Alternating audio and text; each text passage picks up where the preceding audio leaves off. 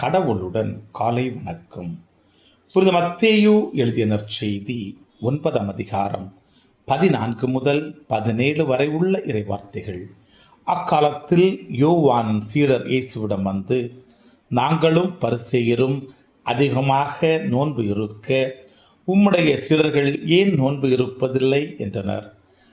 அதற்கு இயேசு அவர்களை நோக்கி, மணமகன் தங்களோடு இருக்கும் வரை மண விருந்தினர்கள் துக்கம் கொண்டாட முடியுமா? மணமகன் அவர்களை விட்டு பிரிய வேண்டிய காலம் வரும். அப்பொழுது அவர்களும் நோன்பிருப்பார்கள். மேலும் எவரும் பழைய ஆடையில் புதிய துணியை ஒட்டு போடுவதில்லை. ஏனெனில் அந்த ஒட்டு ஆடையை கிழித்துவிடும், கிழிசலும் பெரிதாகும். அதுபோல பழைய தோற் பைகளில் புதிய திராட்சை மதுவை ஊற்றி வைப்பதில்லை. ஊற்றி வைத்தால் தோற்பைகள் வெடிக்கும், மதுவும் சிந்திப்போகும், தோற்பைகளும் பாழாகும்.